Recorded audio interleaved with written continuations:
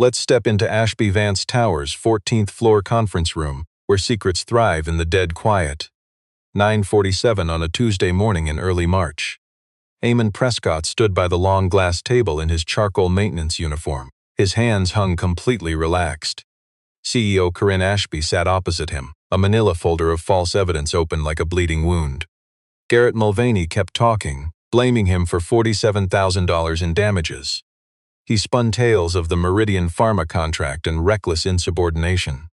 Mulvaney's voice spiked in all the spots where truth usually whispers.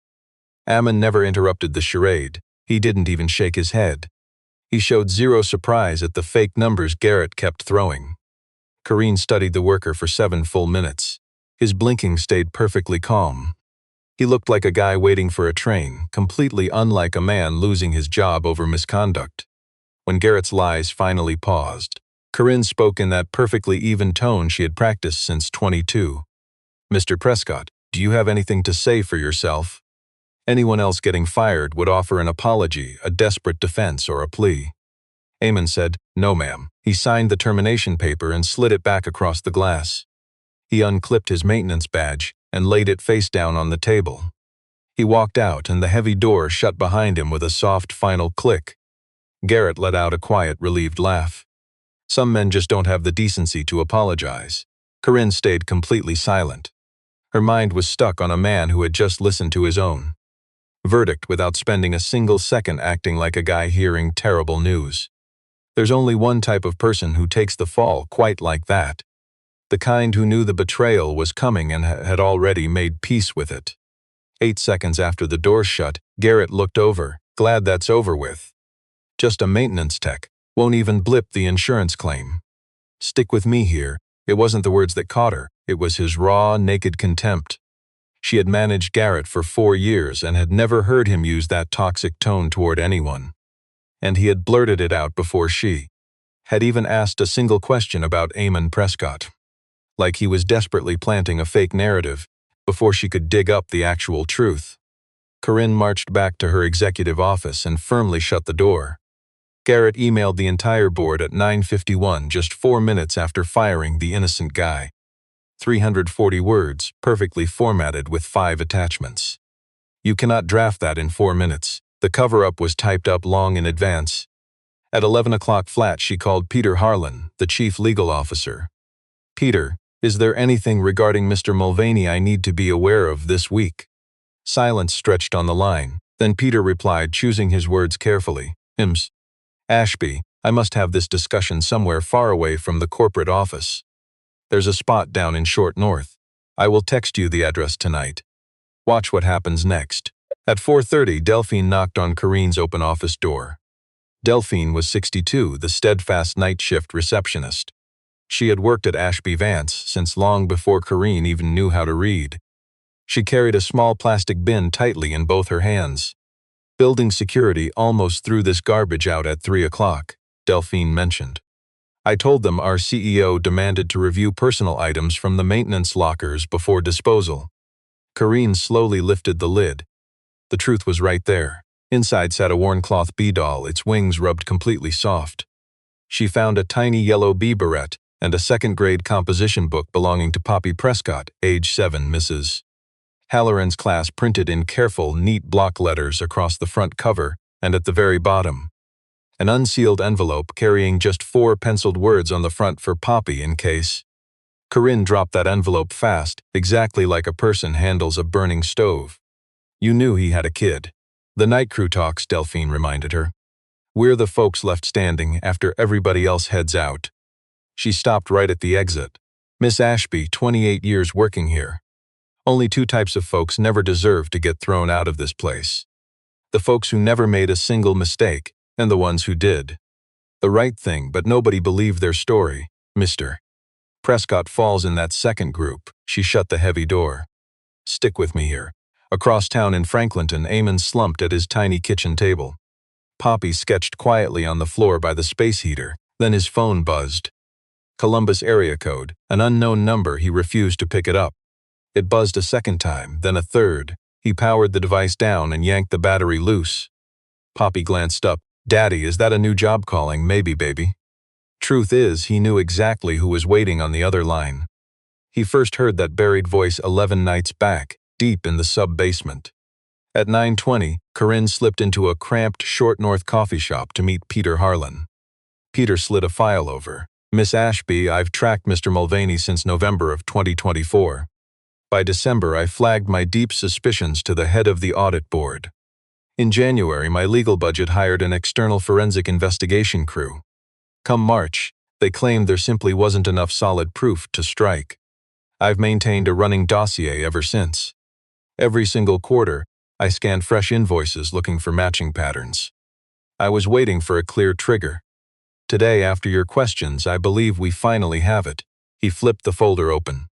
"Now we see the truth bleeding through. Some Advent Services, GM Holdings, and one familiar name. Crestridge Logistics Advisory." That buried name had been sitting inside her dead father's safe. Scrawled inside a secret letter he wrote exactly 3 days before passing away. A painful letter she never actually finished reading.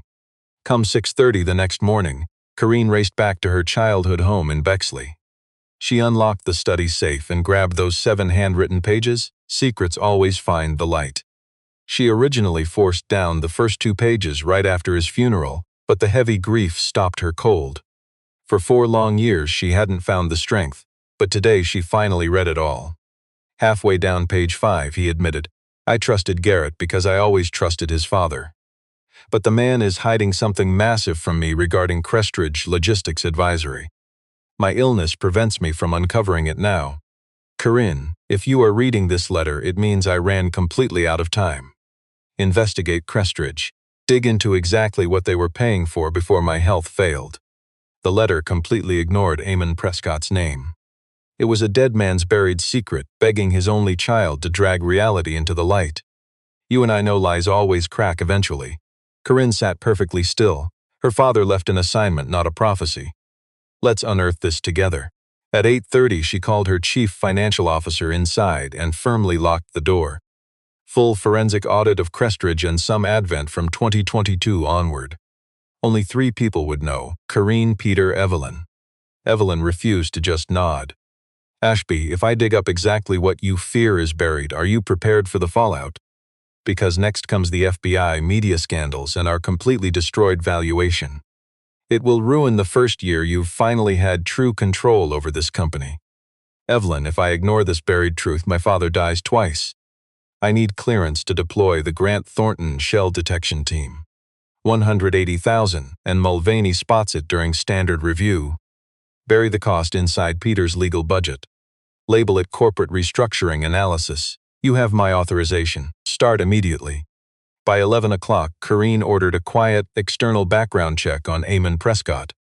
She used a private firm completely disconnected from their internal company networks. Realistic timeline, 5 to 7 days. The hidden details surfaced that Monday. Poppy Prescott, holding a Master of Science in Industrial Safety Engineering. Ohio State University, class of 2008, licensed professional engineer. He was a former senior consultant at Bradford Ainsley Compliance Group. Final salary, $148,000. Corrine contacted Bradford Ainsley. A woman going by Doc. Louise Thayer picked up the phone. His wife passed away in January 2024, pancreatic cancer. Our corporate health insurance rejected the only clinical trial that might have saved her.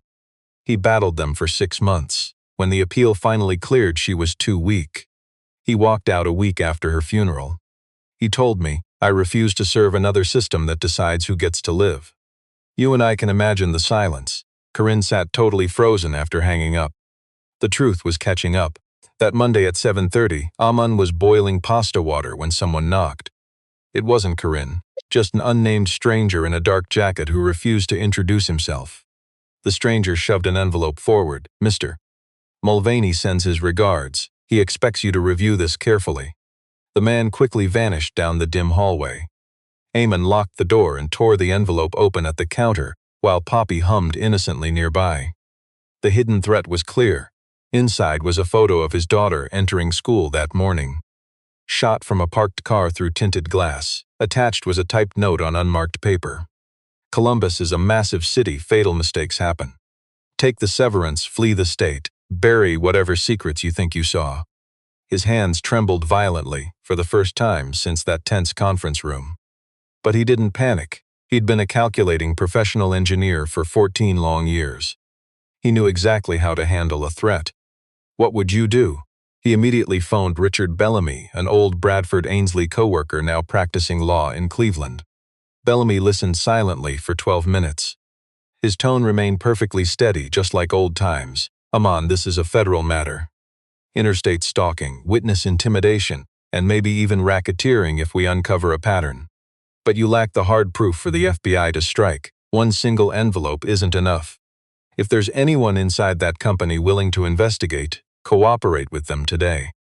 Get your daughter somewhere completely safe. Keep that envelope in a clean bag. No new fingerprints. Send me that video you told me about tonight. The footage from the 14th. I will hold it in my file. If anything happens to you, the truth exists elsewhere. Give it 48 hours. Eamon forwarded the footage, leaving a secure digital trail. He sealed the threatening envelope away in plastic, then powered his phone back up. "You and I know secrets leave trails." An old text surfaced from that blocked number. "Miss Corrine Ashby here. I am not asking you to explain. I am asking you to trust me for 1 hour. I will come alone." He studied his sleeping daughter, then stared down at the screen's glowing secret. The lawyer's warning echoed in his mind, anyone inside the company.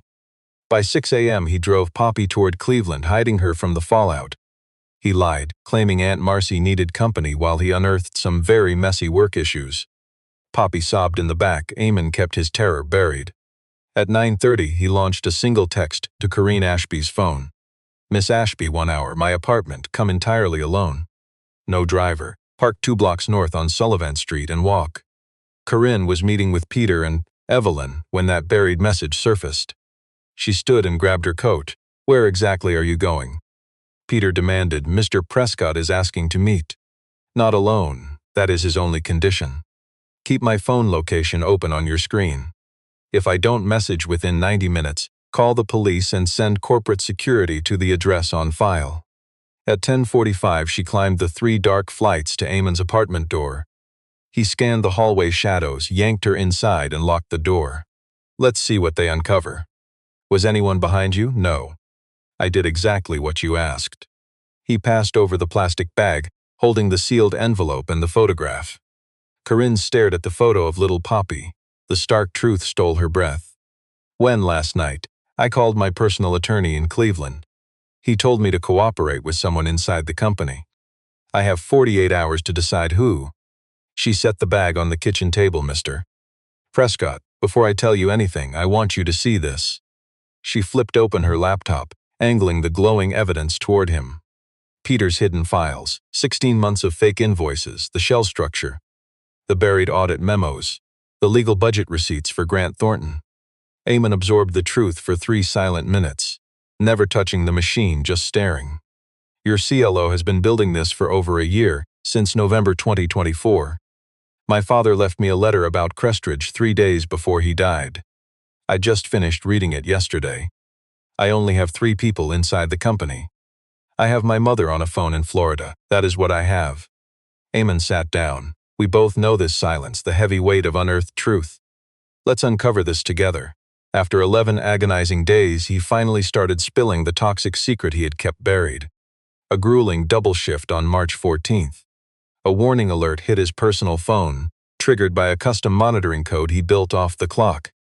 Ammonia in the conveyor zone of subbasement 2. 47 parts per million, almost double the OSHA 8-hour exposure limit. "You verified." I went down with a handheld meter.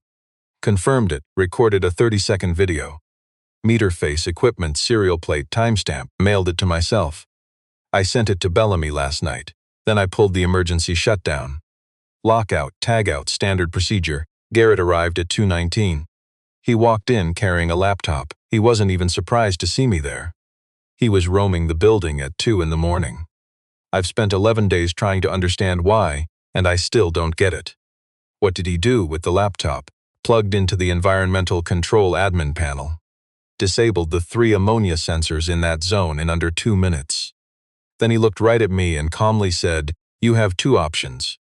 Take a clean severance tomorrow, or stay and tell OSHA why your daughter no longer has a father." Corrine shut her eyes tightly. I was supposed to report to the Ohio Professional Engineer Board. I didn't. If I reported it before I had protection and he found out, he already showed me exactly what he was willing to do. I've been carrying that damning video for 11 days. Every single morning I ask myself the exact same question. File it or wait another day. You are filing it. I don't know yet. Send me the video right now. Peter will file it with Bellamy the exact second we have the FBI ready to move. You aren't breaking the 24-hour rule because you were under a documented physical threat. Bellamy will confirm it. You are not doing this alone. He opened his phone and forwarded the clip. Corrine's chimed. She met his eyes, he nodded, and the evidence went straight to Peter Harlan. For the first time in 16 long months. You and I know the truth always surfaces. Ashby Vance's legal officer finally held concrete video of Garrett sabotaging safety equipment. That night, Corrine couldn't sleep at all. She sat alone inside her German village penthouse, staring out at the Scioto River until the dark sky slowly turned gray. Evelyn's initial financial audit glowed brightly on her open tablet. $4.3 million, 5 shell companies, 3.5 years. The Crestridge entity existed since 2019, 18 months before her father's death. For 6 months before his passing, her father had personally approved those dirty payments. But here's the danger we all face. Exposing this meant digging up dark family secrets she could never rebury. At 6:30, she dialed her mother down in Naples. Meredith Ashby was 64 and had moved south right after her husband's funeral.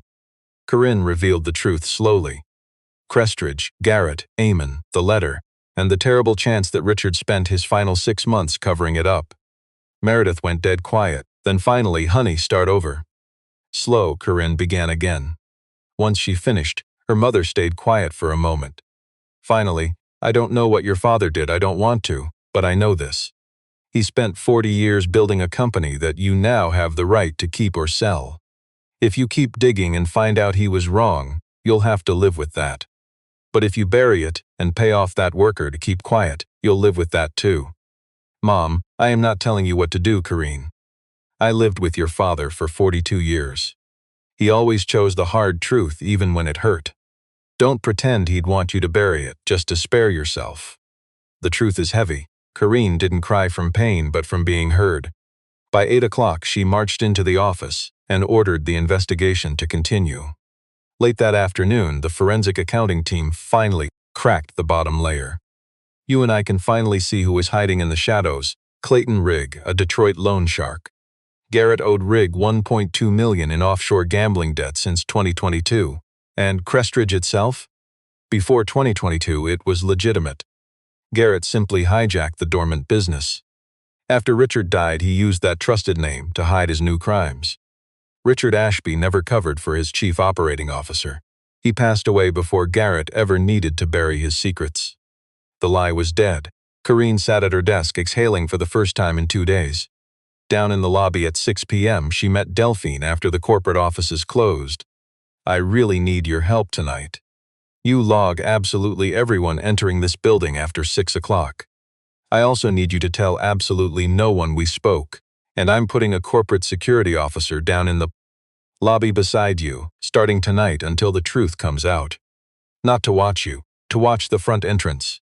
Delphine just looked at her, offering a small, tired yet deeply satisfied smile. Miss Ashby, I've waited 28 years for a CEO to ask me that. I'll gladly take the security officer. Now stick with me here. Earlier that afternoon, Peter and the security head had searched Sub-Basement 2 under a written legal authorization for an audit. They had carefully photographed every single page of that paper. The entire maintenance log spanning 14 months was scanned straight into secure, encrypted off-site storage. But the physical paper was left untouched.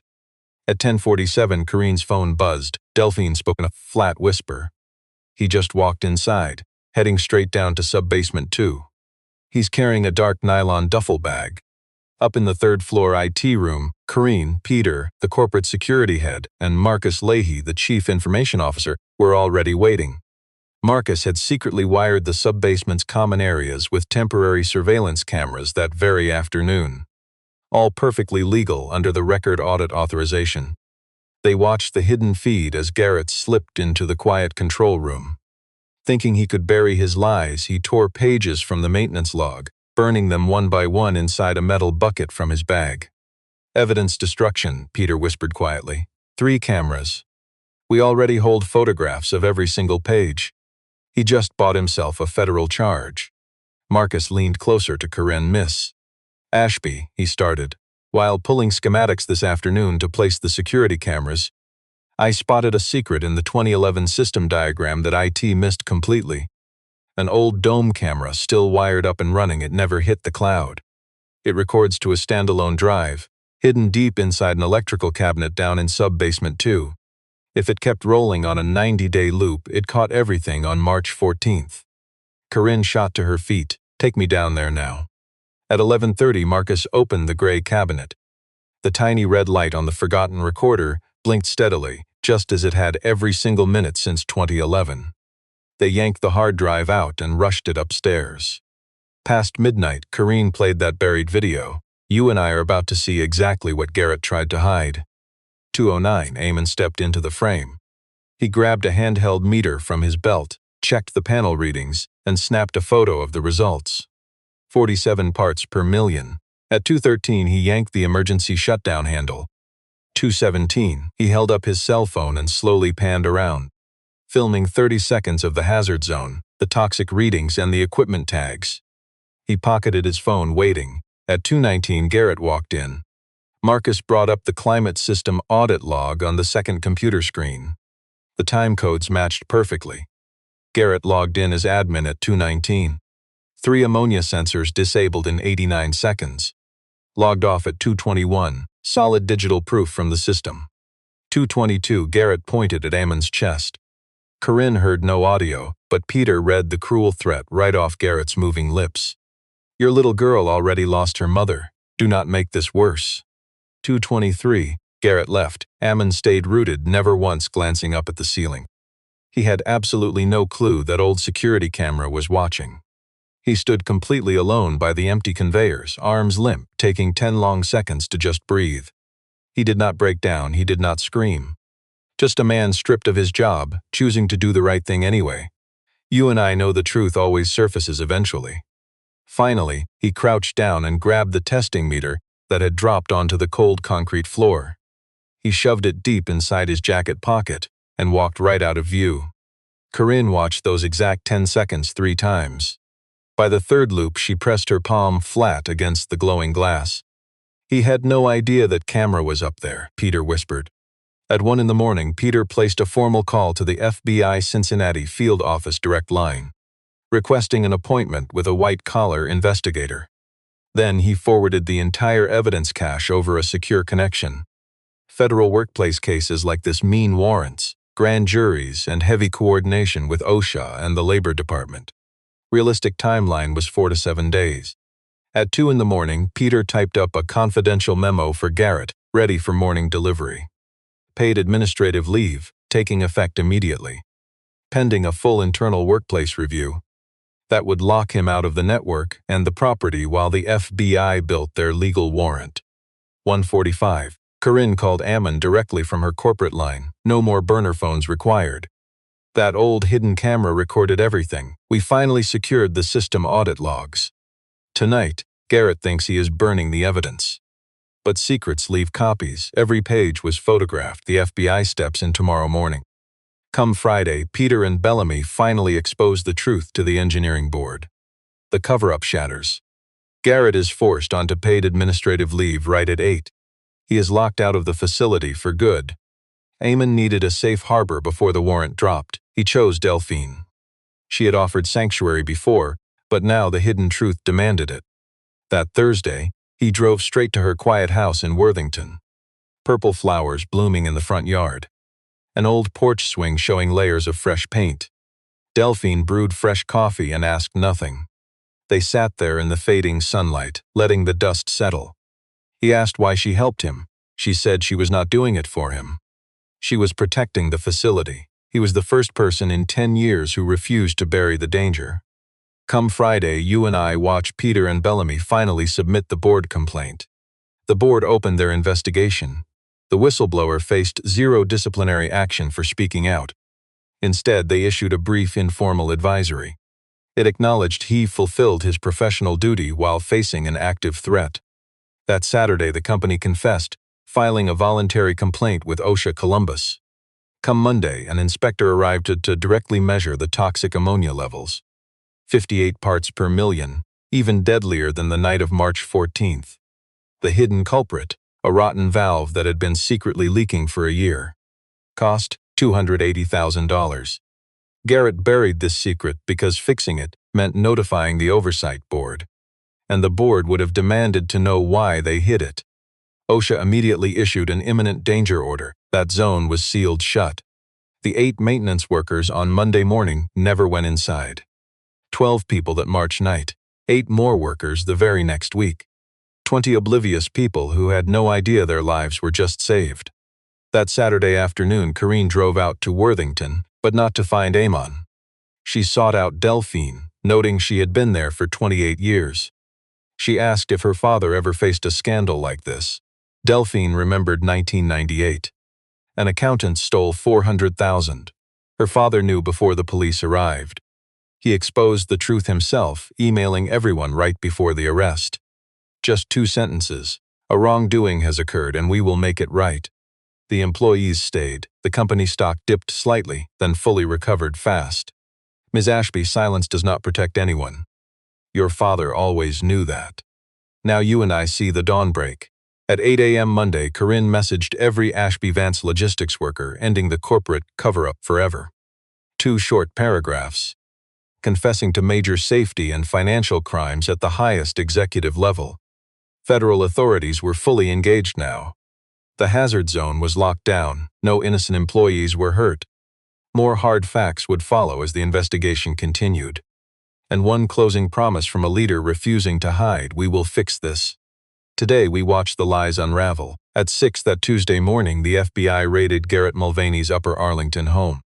Agent Karen Whitaker read him his rights right there at the kitchen table. The buried truths: wire fraud, willful OSHA violations causing imminent danger, obstruction of justice, destruction of physical evidence, and conspiracy to commit witness intimidation. Garrett offered zero resistance. The weight of his hidden guilt was heavy. He just stared at his half-eaten cereal bowl, staying completely silent. At 6:47, Whitaker called Corrine. Ms. Ashby, we finally have him. He is asking to speak with you. 5 minutes total. He actually waived his counsel in writing. He says there is something he needs to confess. It is entirely your call. At 7:30, Corrine marched into the FBI satellite office down in Columbus. Peter walked right in alongside her. She previously warned Whitaker her chief legal officer would sit in, strictly observing for the corporation. Whitaker allowed it. Peter took a seat against the far wall and kept silent. Garrett sat hunched at the table, wearing the same wrinkled polo shirt he slept in. His hands were locked in cuffs. 5 minutes, Corrine told him firmly. What do you want to say? Garrett didn't offer some cliché corporate villain speech. Instead, he looked down at his bound hands, then straight into her eyes. The buried truth exhausts you. His weary voice was clearly not an act. Corrine, I worked under your father for 20 years. I helped build this entire company. I was at your wedding. I was at his funeral. I hugged you when you took the CEO chair. I owed $200,000 to an offshore sportsbook in June 2022. He died that month. I could not let my secret out. Your father would have lent me the cash. He would have screamed, called me a damn fool, and then just written the check. But you never would have. You would follow corporate process, call the audit committee, and force my swift resignation. I spent 20 solid years inside a company of real people. A month after his funeral, it became a company of cold process. I am not asking for your forgiveness. I am telling you because nobody lands in this specific chair without a hidden moment. They chose wrong and simply did not know how to walk it back. Clayton Rigg came to me in June 2022. I absolutely should have walked away. But I did not. Your father suspected my secret. He left you a letter. I know because I caught him writing it. He stared right at me while doing it. He didn't say a single word. 3 days later, he was dead. I have lived with his knowing eyes piercing me for 4 long years. Corrine didn't interrupt the confession. When he finally finished, she spoke very quietly. "Garrett, my dad would never have given you that money, you know the truth. That is exactly why you hid it, not because of my father and not because of me. You stayed silent because deep down you already knew his answer. You chose Clayton Rigg because Rigg never says no." Garrett gave one slow, heavy nod. "Maybe," he whispered. She stood up. "You threatened a 7-year-old girl.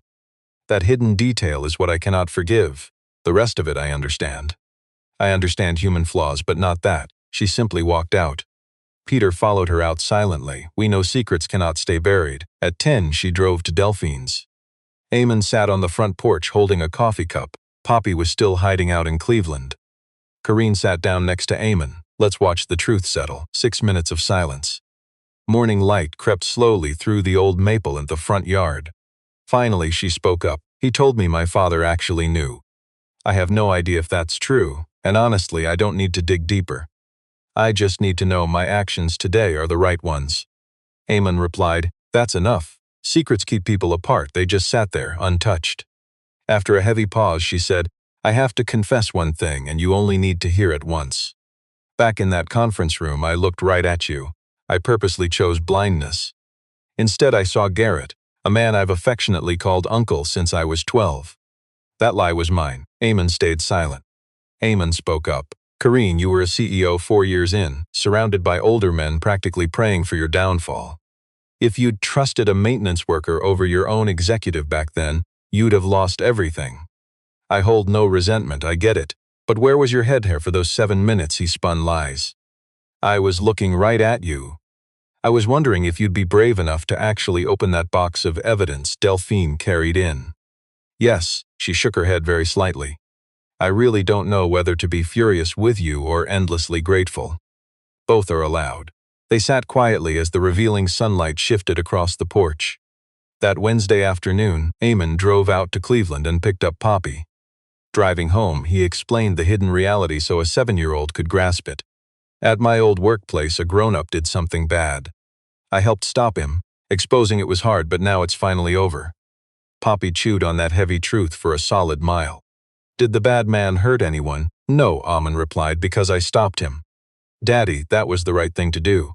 She didn't ask another question. "You and I know guilt lingers." Thursday, Corrine arrived with a donut box. Poppy studied the CEO very carefully. She remembered the pretty lady, but even the kid sensed the buried tension today. Grabbing her dad's hand, she dragged him into the kitchen. "Daddy, is she staying for dinner?" "I haven't asked. Do you want her here?" Poppy took her sweet, honest time. Finally, she nodded. "Yeah, but tell her Miss Bumble gets the middle seat." Corrine stayed. Eamon whipped up some spaghetti while she plated the frosted donuts. They ate at the cramped kitchen table. The stuffed bee doll sat right between them, propped on her own chair, leaning slightly to the left. Poppy chatted about her new teacher. Corrine actually listened, asking genuine questions. Eamon just observed the two of them, never interrupting once. Post-dinner, Poppy crashed on the couch, her tiny hand curled around Miss Bumble's foot. Eamon draped a blanket over her. Corrine hovered by the kitchen door, coat already buttoned. "I should go." "Yeah," yet neither of them actually moved. Back on Delphine's porch, the truth paralyzed me. Honestly, it still does. "I only know I want you to come back, not as a boss, just you." "I want to return too," he confessed. "But I'm not ready for anything. I have no idea when I'll be ready." "That's enough, Eamon. We'll find out together." 12 heavy seconds passed in that doorway. He offered his hand, palm facing up. She gently placed her hand in his, no grand embrace, no kiss to hide behind. Let's be honest. 3 seconds holding hands, and then she finally walked away.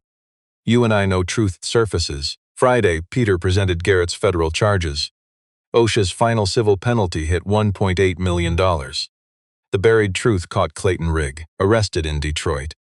The 12 workers from March 14th and 8 more from Monday were notified. They each received a $15,000 remediation bonus for the cover-up. Corrine presented 4 transparent structural changes. First, an independent compliance office reporting directly to the board. Next, a chief safety and compliance officer entering the C-suite.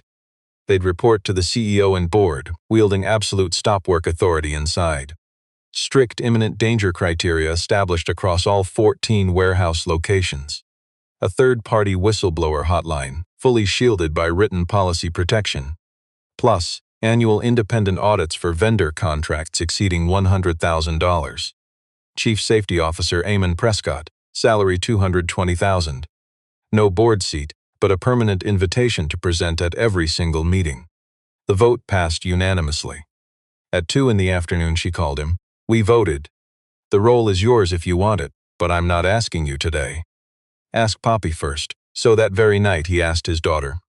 She pondered it for a long minute. "Will you have to travel, Daddy?" "No, baby. I stay in Columbus. I take you to school every single morning." "Okay, Daddy." 3 weeks later, on a bright Saturday in early April, Eamon left that dark Franklinton studio for a third-floor, two-bedroom apartment in a Clintonville brick building, much closer to Poppy's school. Corrine arrived wearing simple jeans and an old, worn flannel shirt that once belonged to her father. She had never helped anyone move like this. Little Poppy pulled Corrine toward one of the boxes. "Miss Corrine, this is Mommy's stuff. Daddy says I can keep it."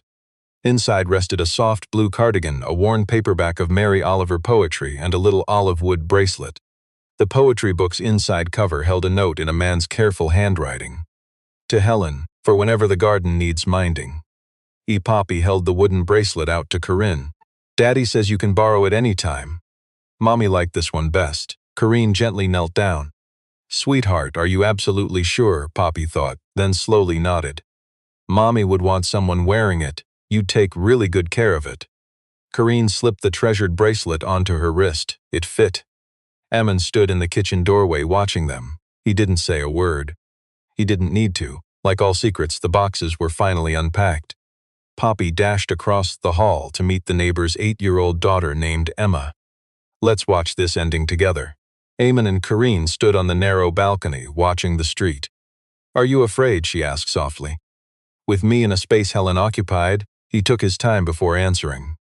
"When Helen died, I thought I'd never invite anyone into my home ever again. I stayed extremely firm on that rule for 2 years.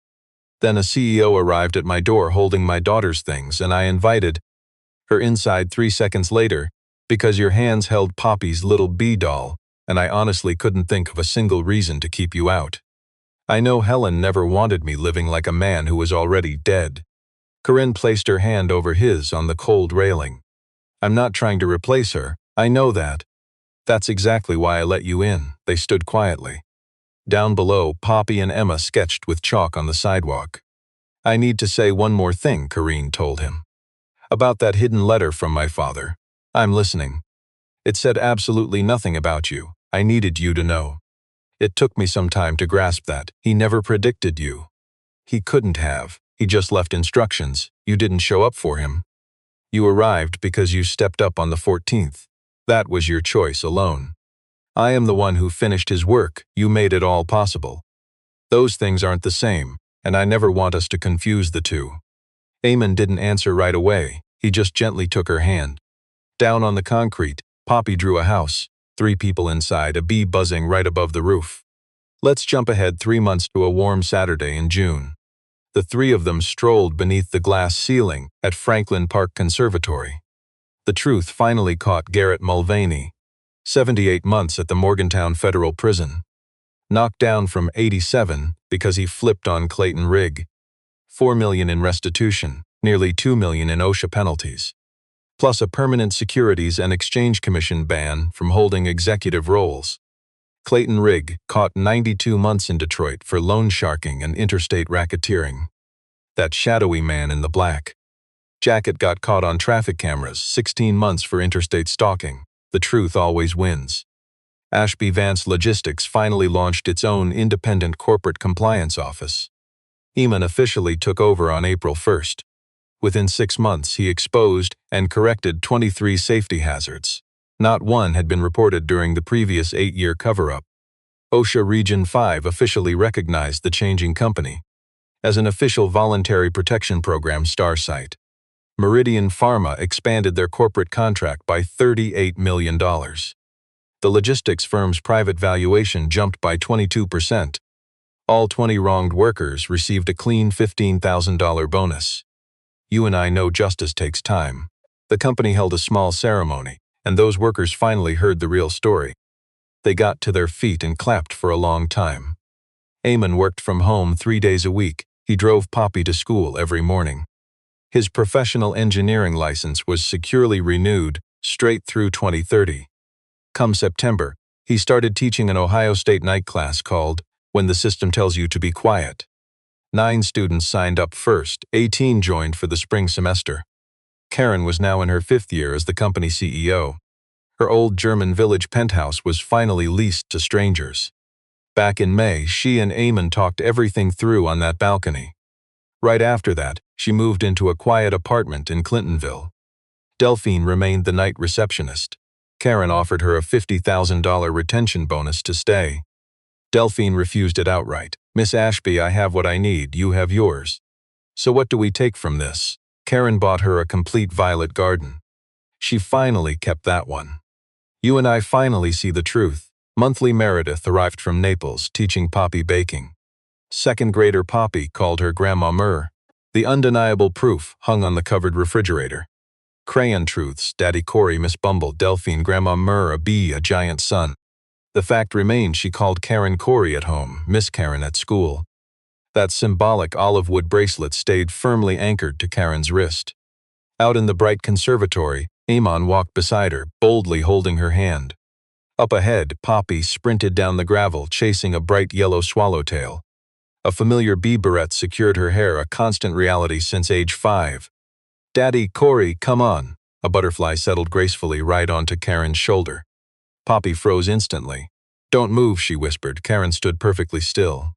Eamon studied her. He watched the undeniable golden light from the roof illuminate her hair. "We can trace it back." He remembered the raw truth confessed on Delphine's porch. "I have the obligation of preparation." He'd fully braced for the darkest reality. But he never prepared for this beautiful truth. The butterfly took flight. Poppy cheered. Eamon's grip tightened around Karen's hand. She didn't pull away, not in that moment, and truthfully never again. Here is what you and I know now. Leaving that boardroom empty-handed sparked the exact moment she started walking toward him. It took them 3 long weeks to finally uncover the middle ground. They would spend the rest of their lives making absolutely certain neither of them ever had to walk completely alone again.